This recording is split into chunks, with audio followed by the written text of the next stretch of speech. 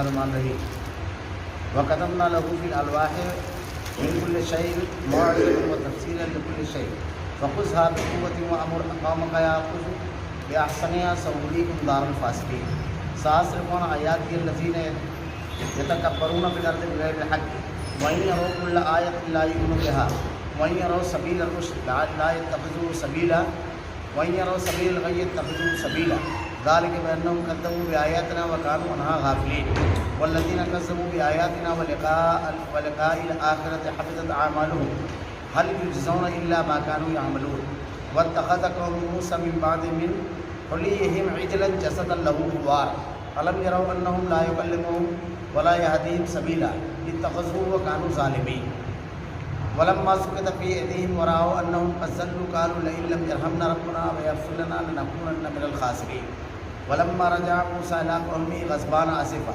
قال بئس ما خلفتموني من بعدي أعجلتم أمر ربكم وألقى الألواح وأخذ برأس أخيه يجره إليه قال ابن أم إن القوم استضعفوني وكادوا يقتلوني ولا تشمت بها الأعداء ولا تجعلني مع القوم الظالمين قال رب اغفر لي ولأخي وادخلنا في رحمتك وأنت أرحم الراحمين. ہم نے چند تختیوں پر ہر قسم کی نصیحت اور ہر چیز کی تفصیل ان کو لکھ کر دی. تم ان کو حکمت کے ساتھ پکڑو اور اپنی قوم کو حکم کرو کہ ان کے اچھے اچھے احکام پر عمل کرو. ان قریب تم لوگوں کو ان فاسقوں کا گھر دکھلاؤں گا. میں ایسے لوگوں کو اپنے احکامات سے برگشتہ ہی رکھوں گا جو زمین میں ناحق تکبر کرتے ہیں. اگر تم نشان دیکھ لیں، اگر تمام نشان دیکھ لیں تب بھی ان پر ایمان نہ لائیں. اگر ہدایت کا راستہ دیکھیں تو اس کو اختیار نہیں کرتے اور گمراہی کا راستہ دیکھ لیں تو اس کو فوراً اختیار کرتے ہیں. یہ اس سبب ہے کہ انہوں نے ہماری آیتوں کو جھٹلایا، ان سے غافل رہے. اور جن لوگوں نے ہماری آیات اور آخرت کی ملاقات کو جھٹلایا ان سب کے اعمال ضائع ہو گئے. وہ جیسے عمل کرتے ہیں ان کو ویسا ہی بدلہ ملے گا.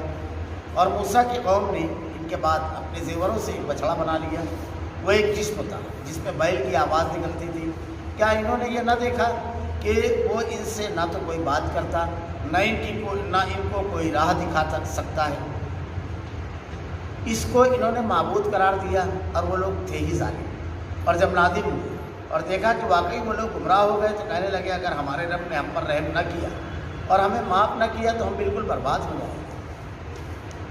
جب موسیٰ غصے اور رنج میں بھرے ہوئے اپنی قوم کی طرف واپس آئے تو فرمایا کہ تم نے میرے بعد بری جانشینی کی. کیا اپنے رب کے حکم سے پہلے تم نے جلد بازی کر لی اور تورات کی تختیاں ڈال دی اور اپنے بھائی کو سر سے پکڑ کر اپنی طرف گھسیٹنے لگے. ہارون نے کہا اے میرے ماں جائے، ان لوگوں نے مجھے کمزور سمجھا، قریب تھا کہ وہ مجھے قتل کر ڈالتے. تو تم دشمنوں کو مجھ پر ہنسنے کا موقع نہ دو، مجھے ان ظالموں میں شامل نہ کرو. موسیٰ نے کہا اے میرے رب میری خطا معاف فرما، میرے بھائی کی بھی، ہم دونوں کو اپنی رحمت میں داخل فرما. تو سب رحم کرنے والوں سے زیادہ رحم کرنے والا ہے. وَقَدَمْنَا لَهُ فِي الْأَلْوَاحِ مِنْ كُلِّ شَيْءٍ مَوْعِظَةً وَتَفْصِيلًا لِكُلِّ شَيْءٍ فَخُذْهَا بِقُوَّةٍ وَأْمُرْ قَوْمَكَ يَأْخُذُوا بِأَحْسَنِهَا سَأُرِيكُمْ دَارَ الْفَاسِقِينَ. اور ہم نے چند تختیوں پر ہر قسم کی نصیحت اور ہر چیز کی تفصیل ان کو لکھ کر دی. حضرت موسیٰ علیہ السلام کو جب اللہ رب العالمین نے طور پر 40 پہلے 30 راتوں کا وعدہ کیا، اس کے بعد 40 راتوں کے لیے جب بلایا، حضرت موسیٰ علیہ السلام کو وہاں پر بلانے کے بعد اللہ رب العالمین ان سے ہم کلام ہوا. حضرت موسیٰ علیہ السلام نے وہیں یہ خواہش ظاہر کی کہ رب العالمین تیرے اس سے ہم کلامی کا شرف حاصل ہے. الہ العالمین اگر تیرا دیدار ہو جائے تو یہ میرا بڑی خوش قسمتی ہے. رب العالمین نے ارشاد فرمایا کہ تم مجھے نہیں دیکھ سکتے، لیکن اللہ رب العالمین نے اپنی تجلی طور پر ظاہر فرمائی جس سے وہ پہاڑ ریزہ ریزہ ہو. یعنی ہماری اس دنیا کی آنکھ میں اتنی قوت ہی نہیں ہے جتنی اللہ کے نور کو دیکھنے کے لیے چاہیے. میں نے پچھلے ہفتہ بتایا تھا کہ آنکھ کو اللہ نے دیکھنے کی صلاحیت، کان کو اللہ نے سننے کی صلاحیت، زبان کو اللہ نے بولنے کی صلاحیت دی ہے، لیکن محدود. ہم 20 کلومیٹر دور اس دور پر جو شخص ہے اس سے مخاطب نہیں ہو سکتے. ہم سے 50 کلومیٹر پر دور کوئی ہے ہم اس کی آواز نہیں سن سکتے. ہمارے سامنے اتنی چمکدار جیسے سورج کی آئی نظریں بھر کر ہم نہیں دیکھ سکتے. تو ہماری بینائی یہ تمام چیزیں نہیں ہوتی. اور وہ قیامت کے روز یہ انعام ہوگا۔ حضرت موسیٰ علیہ السلام اس کے بعد جب اپنی قوم کی طرف پلٹے، آپ کے ہاتھ میں تورات کی تختیاں تھیں، اس میں اللہ رب العالمین نے وہ احکامات جن کے مطابق اس دنیا میں زندگی گزارنا ہے وہ عطا کیا۔ اللہ تعالیٰ اپنے بندوں کو، انبیاء کرام کو وحی کے ذریعے مختلف انداز میں احکامات دیتا ہے۔ کبھی ڈائریکٹ فرشتہ آتا ہے، کبھی دل میں القاء ہوتا ہے، کبھی خواب کی شکل میں جیسے حضرت ابراہیم علیہ السلام نے دیکھا، کبھی اللہ رب العالمین نے اس طرح حضرت موسیٰ علیہ السلام سے ہم کلام ہوا اور تختیاں ان کو دی۔ جب کہ لے کر آئے تو اللہ نے ارشاد فرمایا تم ان کو قوت کے ساتھ پکڑ لو۔ قوت کے ساتھ پکڑنے کا مطلب یہ کہ مضبوطی سے اس کو پر جم جانا۔ اور نبی سب سے پہلے کتاب الہی، احکام الہی پر عمل کرنے والا ہوتا ہے، اور اس کے بعد اپنی قوم کو حکم کرو کہ ان کے اچھے اچھے احکام پر عمل کریں۔ اب نبی کا کام یہ ہے کہ جب حکم مل گیا اس کے اوپر عمل کرنے کے ساتھ ساتھ اس پیغام کو لوگوں تک کے پہنچائیں، کہنے ذمہ داری اور کام۔ اور یہی کام امت کا بھی ہے کہ اللہ کے احکامات اگر ہم کو مل گئے تو ہم اس کے اوپر عمل کرنے کے بعد اس حکم کو اپنا جتنا رینج ہے اس رینج کے اندر، آدمی یہ سمجھتا ہے کہ دعوت کا کام تو بہت بڑا کام ہے، میں کیسے دوسروں تک کے جا کر پہنچاؤں۔ ہر شخص کچھ لوگوں کے درمیان ہوتا ہے، بیوی ہوتی ہے، بچے ہوتے ہیں، بھائی بہن ہوتے ہیں، رشتے دار ہوتے ہیں، گلی محلے کے لوگ ہوتے ہیں، دوست و احباب ہوتے ہیں۔ جب جہاں موقع ملے جتنے احکامات اس کے علم میں ہیں وہ لوگوں تک کے پہنچائے۔ اللہ کے نبی نے کہا بلغوا انی ولو آیا، اگر تمہارے پاس ایک بات بھی ہے تو اپنے بھائی تک کے پہنچاؤ۔ اور اگر ہم آپ غور کریں تو ہر مسلمان کے پاس سینکڑوں یقینی باتیں ہوتی ہیں، شرک کو نہیں کرنا، نماز کی پابندی کرنا، روزہ رکھنا، جھوٹ مت بولنا، سود نہ کھانا، کسی کی غیبت نہ کرنا، یہ سارے احکامات قرآن و حدیث میں ہیں، اللہ کی نازل کردہ ہدایت میں ہے۔ اس کو جیسا موقع ہو، کسی مجلس میں ہم بیٹھے ہوئے وہاں غیبت ہو رہی ہے، خوبصورتی کے ساتھ بتا دیں کہ یہ ہمارے ساتھ ہوتا تو ہم کو برا لگتا ہے۔ اور اگر ہمارے اس بھائی کو معلوم پڑے گا کہ ہم اس کی غیر موجودگی میں یہ بات کر رہے ہیں تو اس کو بھی تکلیف پہنچے گی، ہمارے تعلقات میں بھی دراڑ ہوگی، تو یہ چیز اچھی نہیں ہے، ہمارے لیے نقصان دہ ہے۔ جو بخاری کی وہ روایت سنا دی جائے کہ اللہ کے نبی نے کہا جو غیبت کرے وہ جنت کی خوشبو نہیں پا سکے گا، کوئی جھوٹ بولے، کوئی اور کوئی کام کرے، کوئی حساب کتاب میں غلطی کرے تو اس کو سمجھانے کا کہ تو حق پر قائم رہے، اللہ نے تیرے مقدر میں جتنا لکھا ہے اس کو اتنا تجھ کو ملے گا، شیطان بہکار ہے، تیری ایمانداری مثالی ہونی چاہیے، تو بہترین شخص ہے۔ تو اس طریقے سے ہم ہر جگہ دعوت کا کام جتنا ہمارا علم ہے، جتنا ہمارا رینج ہے، اتنے میں ہم کر سکتے ہیں، کوشش سے کبھی رکنا نہیں چاہیے۔ اللہ تعالیٰ نے حضرت موسیٰ علیہ السلام کو حکم دیا اپنی قوم کو حکم کرو، ان کے اچھے اچھے احکام پر عمل کریں، سارے احکامات اچھے ہیں لیکن کچھ بہت بہتر احکامات ہیں، یہ اسی کی طرف اشارہ ہے۔ ان قریب تم لوگوں کو ان فاسقوں کا گھر دکھلاؤں گا۔ رب العالمین نے جو ارشاد فرمایا کہ فاسقوں کے ملک پر تمہاری حکمرانی ہے، اور وہ مفسرین نے لکھا اس سے مراد ملک شام ہے۔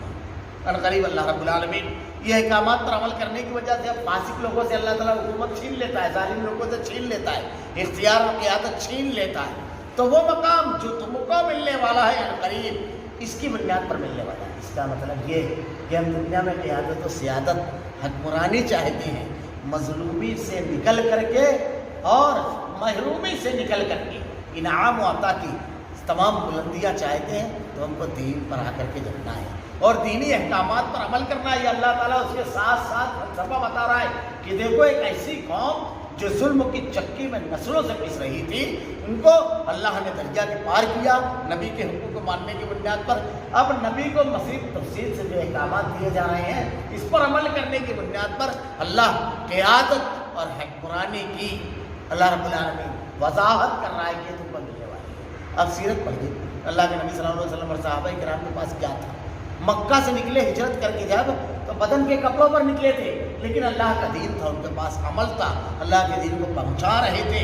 یہ فارمولہ اللہ نے بتایا ہے، اگر تم قیادت چاہتے ہو، حکومت چاہتے ہو، ظالموں سے نجات چاہتے ہو اور یہ چاہتے ہو کہ اللہ رب العالمین کی مدد تم کو آئے تو ان تنصروا اللہ ینصرکم، تم اللہ کی مدد کرو اللہ تمہاری مدد کرے گا۔ اللہ کی مدد یہ ہے کہ اللہ کے دین پر عمل کرو، اس کو دوسروں تک پہنچاؤ، اور اللہ کی مدد یہ ہے کہ اللہ رب العالمین تمہارے تمام حالات کو درست کرو اور سیدھا کر دے گا، کیونکہ اللہ تعالیٰ نے اہل ایمان کے بارے میں کہا ہے نہ خوف ہوگا نہ غم ہوگا، لیکن یہ شرط ہے ایمان کے ساتھ، اور ایمان اور عمل صالح بالکل ہر جگہ ساتھ ساتھ بیان کیا گیا ہے۔ تو اللہ تعالیٰ نے یہ بات بیان فرمائی، سأصرف عن آیاتی الذین یتکبرون فی الارض بغیر الحق، میں ایسے لوگوں کو اپنے احکام سے برگشتہ رکھوں گا جو زمین میں ناحق تکبر کرتے ہیں۔ انسان کی جو نفسیات ہے، جو سوچ ہے، یہ اللہ بیان کرتا ہے۔ کون لوگ ہیں؟ جو لوگ قرآن و حدیث پر عمل نہیں کرتے، اللہ کی نازل کرتا ہے ہدایت کی طرف سے جن کا دل ہٹ جاتا ہے، کیسے مزاج میں بگاڑ آتا ہے تو یہ نعمت سے محروم ہو جاتا ہے۔ پہلی چیز اللہ نے بیان فرمائی، میں ایسے لوگوں کو اپنے احکام سے برگشتہ رکھوں گا جو زمین میں ناحق تکبر کرتے ہیں۔ اگر آدمی تکبر کرتا ہے، استکبار بہت بری چیز ہے۔ اللہ نے اہل کتاب کے بارے میں بھی ارشاد فرمایا یہ استکبار ہے۔ پہلا واقعہ پڑھ گیا حضرت آدم علیہ السلام اور ابلیس کا، تو ابلیس کو جب اللہ نے حکم دیا وَإِذْ قُلْنَا لِلْمَلَائِكَةِ اسْجُدُوا لِآدَمَ فَسَجَدُوا إِلَّا إِبْلِيسَ أَبَى وَاسْتَكْبَرَ، اس نے استکبار کیا، تکبر کیا، اللہ کے حکم کے سامنے اپنی ایٹ رہا ہے، جھک جانا ہے، یہاں عاجزی کرنا ہے، اللہ کے حکم کے سامنے اپنی مرضی، اپنی نفس، اپنی عمل چلایا آدمی، یہی ہے استکبار۔ تو برگشتہ یعنی دین سے دور ہو جاتا ہے، برگشتگی آ جاتی ہے، نافرمانی کا جذبہ اس کے اندر بڑھتا چلا جاتا ہے، اور یہ گمراہی اور برائی کے راستے پہ سب سے زیادہ استکبار سے بچنا چاہیے۔ اللہ کا حکم آیا تو کیا کرنا ہے؟ نہیں بعد میں دیکھوں گا، یہ استکبار نہیں، ارے وہ رہنے دے، کیا اسی کے لیے دین ہے؟ استغفر اللہ، نعوذ باللہ، اللہ تب کو اللہ کیا بولنا چاہیے؟ سمعنا واطعنا، سنا اور اطاعت کی، ایسا اللہ نے ایک آیت میں مانتا، ختم بات وہی پر، پورا معاملہ ختم کر دینا چاہیے۔ یہ جب یہ رہے گا تو اللہ تعالیٰ راستے رب العالمین ہدایت کی طرف سے جائے گا، خوشی ہوگی، اطمینان ہوگا۔ اللہ کے نبی نے کہا ایمان نیکی کیا ہے؟ جس کو کرنے پر دل کو اطمینان، اور برا ایمان جو ہے نا، اور برائی جب ہو تو گھبراہٹ ہونی چاہیے، یہ چیز۔ تو اللہ تعالیٰ نے پہلی چیز بیان کی، اگر تمام نشان دیکھ لے تب بھی وہ ایمان نہ لائے، ساری نشانیاں اللہ تعالیٰ کی دیکھ لے، یہ اس موڑ تک کے چلے جائیں گے کہ ہر نشانی دیکھنے کے بعد بھی ایمان نہیں جائے گا۔ تمام دلیلیں ان کے سامنے رکھتے لیکن وہ نہیں مانتے۔ ایمان کا ماننا ہوتا ہے ماننا، اور اگر ہدایت کا راستہ دیکھے تو اس کو اختیار نہیں کرتے۔ قرآن و حدیث سامنے آتا ہے، اللہ کے احکامات رہتے ہیں تو فوراً نہیں مانتے۔ کیا مانتے؟ اب یہ استکبار، نشانیوں کو ٹھکرانا، اس کا نتیجہ کیا نکلا؟ کیسا مزاج بنا؟ اللہ تعالیٰ کہہ رہا ہے دیکھو اب بگاڑ کہاں لے کر گیا۔ اور اگر ہدایت کا راستہ دیکھے تو اس پہ اختیار نہیں کرے، نماز کی پابندی نہیں کریں گے، دین اور نیک کام نہیں کریں گے، جھوٹ بولنا نہیں چھوڑیں گے، تمام گناہ کو نہیں چھوڑیں گے۔ یہ دیکھیے، اب دیکھیے آگے جو چیز بیان فرمائی جا رہی ہے وہ کرتے کیا ہے؟ خاموش نہیں رہتے، اور اگر گمراہی کا راستہ دیکھ لے تو اس کو فوراً اختیار کرتے ہیں، یعنی گناہ کا راستہ فوراً چن لیتا ہے۔ ابھی آپ اعلان لگا دیں کہ قرآن کی اس آیت کی تفسیر بیان کی جائے گی فلاں فلاں مقام پر، دیکھیے کتنے لوگ آتے ہیں نماز کے لیے اعلان ہوتا ہے، دیکھیے کتنے لوگ آتے ہیں۔ ابھی کسی برائی کا آپ اعلان لگا دیجیے کہ فلاں شخص جو نچنیا ہے، جو برائی اور گناہ کا کام کرتا ہے یہ آنے والا، دیکھیے کیسے لوگ ٹوٹ پڑتے ہیں، کیسے رہتے ہیں۔ آپ دیکھیے موبائل لے کر آدمی بیٹھا ہوا ہے، جیسے ہی کوئی دینی میسج آیا فوراً اس کو آگے اٹھتا ہے، لیکن دوسرا کچھ ہے تو بڑی تفصیل کے ساتھ دیکھتا ہے۔ گمراہی اچھی لگنے لگتی ہے، ضلالت اچھی لگنے لگتی ہے، فوراً وہ کرنے لگتا ہے۔ آپ کوئی بدعت سماج اور معاشرے میں رواج پر پروان چڑھاؤ، پورا معاشرہ اس کے پیچھے بھاگتا ہے۔ کسی سنت کی طرف آپ لے کر کے جاؤ، دیکھو طبیعت ہی مائل نہیں ہوتی ہے۔ اب ہمارے یہاں دیکھیے شب برات جو رابطیوں کا تہوار ہے، اب تو علماء دیوبند کو بھی اس کے سلسلے میں فتوے آئے ہیں کہ یہ بدعت ہے، اس کی کوئی حقیقت نہیں ہے، اس رات کی عبادت کی، قبرستان جانے کی، یہ سب، لیکن دیکھیے پورا گاؤں لگا رہتا ہے۔ لیکن لیلۃ القدر جس کی فضیلت میں قرآن کی ایک صورت نازل ہوئی، اللہ کے نبی کی صحیح حدیث موجود ہے، اس کی تلاش کے لیے اللہ کے نبی گھر بار چھوڑ کر کے اعتکاف 10 روز کا مسجد میں کیا کرتے تھے، اور اپنے بچوں کو اور اپنی بیویوں کو صحابہ کرام جگاتے کہ رات بھر عبادت کرو۔ کیسا رہتا ہے لیلۃ القدر؟ سمجھ میں بھی نہیں آتی۔ اور شب برات 4-5 بجے سے حلوے کی ڈیگی جیسے ہی چلنا شروع ہوئی، شب برات کا ماحول بن گیا۔ جو سال بھر نماز نہیں پڑھتا ہے وہ بھی قبرستان جائے گا، کچھ نہ کچھ نوافل پڑھے گا۔ یہ دیکھیے بدعت، کل بدعت ضلالہ، کل ضلالۃ فی النار، ہر بدعت گمراہی ہے، ہر گمراہی کا ٹھکانہ جہنم ہے۔ یہ دیکھیے کیسی صورت حال ہوتی ہے۔ ماہ محرم الحرام، اس میں تعزیہ کی جب وہ لائنیں نکلتی آپ دیکھیے کیسے لوگوں کا شور ہوگا ہوتا ہے، کیسے اس کو منانے کے لیے کیا کیا اہتمام ہوتا ہے، کیسی کیسی چیزیں کی جاتی ہیں۔ اللہ کے نبی نے کہا جو نوحہ ماتم کرے وہ ہم میں سے نہیں۔ وہ کرتے ہیں لوگ، اس کو دیکھتے ہیں، لیکن اللہ کے نبی نے کہا روزہ رکھو، اس کی بڑی فضیلت ہے۔ اب روزے میں یہ سب عمل تو آدمی کرے گا نہیں، لیکن دیکھیے روزہ رکھنے والوں کا ریشو کیا آئے گی۔ یہ نقصان جو ہے اللہ تعالیٰ سے ہمیشہ دعا کرنا چاہیے، اللہ استغفار سے محفوظ رکھ، تیری آیتیں جب آئے تو اس کو ماننے والا جذبہ دے رب العالمین، ماننے والا مزاج دے رب العالمین، ورنہ اللہ تیری پکڑ بڑی خطرناک، بڑی زبردست ہے۔ دیکھیے اللہ کی پکڑ ہے کہ مزاج گمراہی کی طرف راغب ہوتا ہے، برائی کی طرف راغب ہو جاتا ہے، اس کو فوراً مان لیتے ہیں۔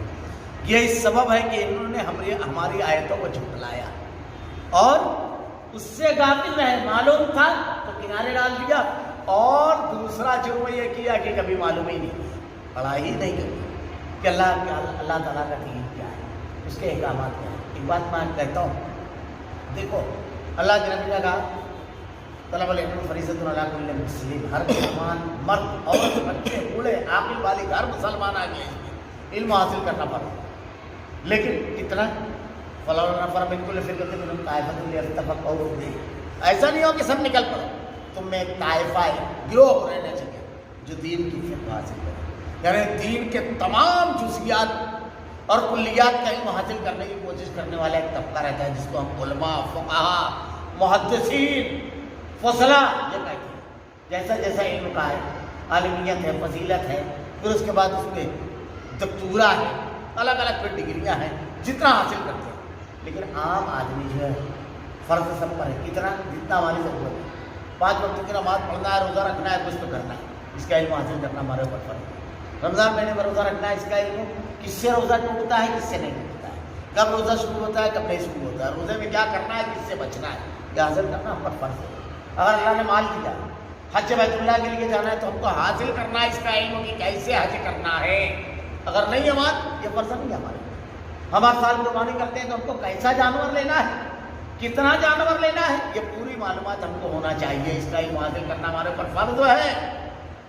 اب ہمارے یہاں تو دیکھیے بقرعید روز ٹھیک ہے دوسرے سے کٹوا سکتے ہیں آپ جانور، لیکن ڈھونڈتے رہتے ہیں، اتنا بڑا جانور خریدتے ہیں 3 لاکھ کی دعا نہیں آتا، بہت آسان ہے۔ مجھ سے جو بھی کہتا ہے میں کہتا ہوں خود یاد کرو، الحمدللہ یاد کرتے ہیں تو لوگ بڑا سرور حاصل ہوتا ہے، ہم نے اپنا جانور خود کاٹا تو اس کے احکامات ہم کو، اور نہیں اگر ہم کر رہے ہیں تو ہمارے اوپر فرض نہیں۔ تو جتنی ہماری زندگی میں ضرورت ہے اس کا علم، ہم تجارت کرتے ہیں تو تجارت کے ضابطہ اور اصول ہم کو معلوم ہونا چاہیے۔ ہم نے شادی کی تو بیوی کو حقوق، ہمارے بچے ہیں تو بچوں کو حقوق، ہم گھر بنا کر رہتے ہیں سماج اور معاشرے میں، جنگل میں نہیں رہ رہے تو ہم کو پڑوسی کے حقوق، ہم راستہ چلتے ہیں تو راستے کے حقوق کی تب ہم کو حاصل کرنا فرض ہے، یہ بڑی ضروری چیز ہے۔ تو ہماری آیتوں کو جھٹلایا اور اس سے غافل رہے، کہیں ہم جھٹلانے کا غفلت والے کرنے والوں کو نہ، یہ چیز بنی اسرائیل پر بطور عطاب ہے۔ والذین کذبوا بآیاتنا ولقاء الآخرۃ حبطت اعمالهم هل یجزون الا ما كانوا يعملون، جن لوگوں نے ہماری آیات اور آخرت کی ملاقات کو جھٹلایا ان کے سب عمل ضائع ہو گئے۔ اللہ رب العالمین سے ملاقات آخرت میں ہوگی، ہماری آیات کو اور آخرت کی ملاقات کو اللہ تعالیٰ یہ پوچھے گا میں نے جو آیات احکامات دیے اس پر عمل کیا؟ اب حساب کتاب سے غافل آدمی کہ حساب ہونا ہی نہیں ہے۔ اگر یہ ڈر رہے گا تو پورا کا پورا پیپر صحیح حل کرے گا وہ، ورنہ پیپر ہی نہیں حل کر رہا ہے، جو سوالات ہونے والے ہیں اس کے جواب کے لیے کوئی تیاری نہیں کر رہا ہے۔ تو اللہ رب العالمین نے کہا کہ جب وہ جائے گا تو کچھ نہ کچھ تو عمل لے کر جائے گا۔ تو اللہ رب العالمین کہے گا ان کے سب اعمال ضائع ہوئے۔ کیوں ضائع ہوئے؟ اس لیے کہ اس نے عمل یا تو اپنی مرضی سے کیا یا اللہ کے دین کو حاصل کرنے کی کوشش ہی نہیں کی۔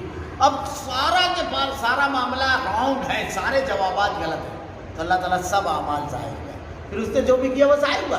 اللہ تعالیٰ کہتا ہے قیامت کے بارے میں وَمَن يَبْتَغِ غَيْرَ الْإِسْلَامِ دِينًا فَلَن يُقْبَلَ مِنْهُ وَهُوَ فِي الْآخِرَةِ مِنَ الْخَاسِرِينَ، اللہ اسلام کے علاوہ کسی دین کو قبول نہیں کرے گا قیامت کے روز۔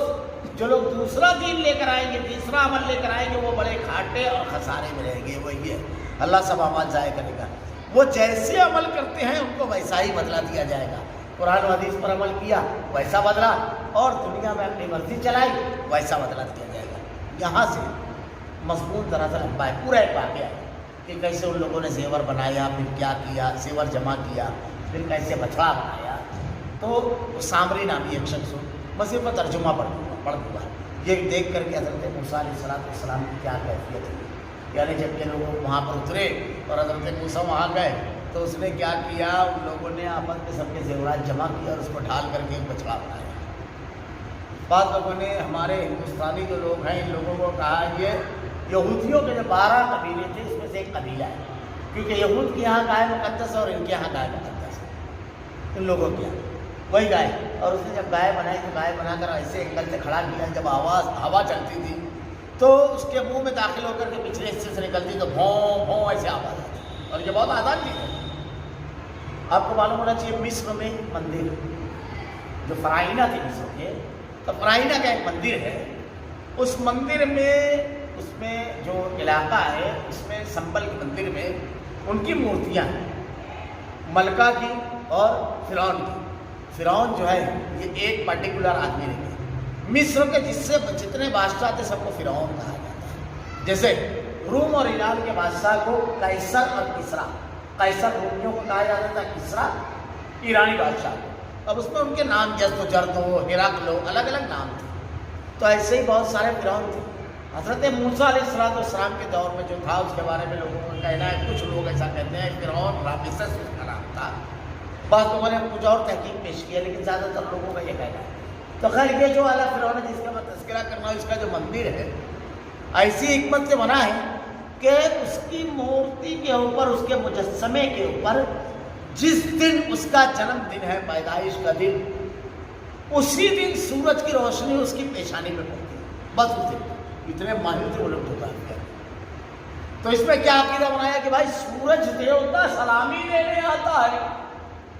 یہ ہندوستان کے اندر کہتے ہیں کہ ایک مندر تھا، اس مندر میں بالکل معلق ایک مورتی تھی، بالکل معلق۔ محمود غزنوی جب آیا، وہ ایک الگ تاریخ ہے، اس نے کیا کیا کیا نہیں کیا، تو معلق تھی، یعنی کہیں پہ کچھ ٹچ نہیں، نہ ادھر نہ اوپر نہ نیچے۔ اب وہ جو بھی دیکھے تو حیرت زدہ رہ گئے۔ تو بہرحال جب کچھ لوگ وہاں اس مندر کے اندر گئے اور ان لوگوں نے جب دیکھا، اچھی طرح مشاہدہ کیا، تو پتہ چلا کہ اس کی دیواریں جو ہے مغناطیس چمک کی تھی، اور بیلنس لے کر کے ایک دم اس کو بیچ میں رکھا گیا تھا کہ دونوں طرف سے اس کی طاقت سے چمک کھینچ رہا تھا، اور وہ اس طرح کے روپ میں تھی۔ اس نے ایک طرف کی دیوار ہٹا دی، نتیجہ ہوا کہ دوسری طرف کی دیوار کی طاقت بڑھی اور اس طرف وہ مورتی چلی گئی۔ تو اس قسم کے بہت سارے واقعات تاریخ میں ہیں، تو وہ انشاءاللہ العزیز آئندہ ہفتہ اس کی کچھ تفصیلات بتاؤں گا۔ ابھی صرف اس آیت کا ترجمہ پڑھ دیتا ہوں۔ موسیٰ کی قوم نے، ابھی حضرت موسیٰ علیہ السلام جو تختیاں لے کر کے آئے، تو حضرت موسیٰ علیہ السلام کی قوم نے یہاں کیا کیا اس کے سلسلے میں۔ موسیٰ کی قوم نے ان کے بعد اپنے زیوروں سے ایک بچڑا بنا لیا، اور ایک جسم تھا جس میں سے بیل کی آواز نکلتی تھی۔ کیا انہوں نے یہ نہ دیکھا کہ وہ ان سے نہ تو کوئی بات کرتا اور نہ ان کو کوئی راز دکھا سکتا؟ اس کو انہوں نے معبود قرار دیا، اور وہ لوگ ظالم تھے ہی ظالم۔ جب نادم ہوئی اور دیکھا کہ واقعی وہ لوگ گمراہ ہو گئے، تو کہنے لگے اگر ہمارے رب نے ہم پر رحم نہ کیا، تو ہمیں معاف نہ کیا، تو ہم بالکل برباد ہو جائیں گے۔ حضرت موسیٰ علیہ السلام نے اپنے بھائی کو اس کا ذمہ دار بنایا تھا۔ پھر کچھ باتیں حضرت موسیٰ علیہ السلام نے اپنے بھائی سے کی۔ جب موسیٰ غصے اور رنج میں بھرے اپنی قوم کی طرف واپس آئے تو فرمایا یہ خبر اصل میں آپ کو وہیں ہو گئی تھی، تم نے میرے بعد میری بری جانشینی کی، اپنے رب کے حکم سے پہلے تم نے جلد بازی کر لی، تورات کی تختیاں ڈال دی، اور اپنے بھائی کو سر سے پکڑ کر اپنی طرف گھسیٹنے لگے۔ ہارون نے کہا اے میرے ماں جائے، ان لوگوں نے مجھے کمزور سمجھا اور قریب تھا کہ وہ مجھے قتل کر ڈالیں۔ حضرت ہارون حضرت موسیٰ علیہ السلام کے بھائی تھے۔ جب غصے میں بھائی ہو، کیسے انداز میں اس سے کہا جاتا ہے کہ غصہ بالکل سرد ہو جائے، یہ سب سکھایا گیا ہے۔ ہمارا دوست و ہمارا بھائی، وہ جملہ کیا استعمال کرنا ہے۔ پھر حضرت موسیٰ سے انہوں نے جواب دیا تم دشمنوں کو مجھ پر ہنسنے کا موقع نہ دو، مجھے ان ظالموں میں شامل نہ کرو، یہ ایک الگ ہی گروہ ہوتا۔ پھر موسیٰ علیہ السلام نے اللہ سے دعا مانگی، اے میرے رب مجھے میری خطا معاف فرما، میرے بھائی کی بھی، اور ہم دونوں کو اپنی رحمت میں داخل فرما، تم سب رحم کرنے والوں میں زیادہ رحم کرنے والا ہے۔ بقیہ تفصیلات انشاءاللہ آئندہ ہفتہ بیان کریں گے۔ اللہ رب العالمین سے دعا ہے رب العالمین ضلالت اور گمراہی کی طرف جو مزاج لے کر جاتا ہے رب العالمین، جس کی تو نے نشاندہی کی ہے اپنی کتاب حکیم، رب العالمین اس سے ہماری حفاظت فرما، ہدایت اور صراط مستقیم کی طرف جو ذہن و دماغ جاتا ہے، جس انداز میں آدمی سوچتا ہے، جس انداز میں اس طرف بڑھتا ہے، رب العالمین ہم کو وہ ذہن و دماغ عطا فرمائے۔ الہ العالمین نیکیوں سے محبت، برائی سے اور گناہ سے نفرت دلوں میں دے رب العالمین۔ تیرے کلام کی آیتیں اور تیرے نبی کی احادیث کو ہمارا کردار و عمل بنا دے، ہمارا خاتمہ ایمان پر فرما۔ ربنا لا تزغ قلوبنا بعد إذ هديتنا وهب لنا من لدنك رحمة إنك أنت الوهاب۔ سبحانك اللهم وبحمدك أشهد أن لا إله إلا أنت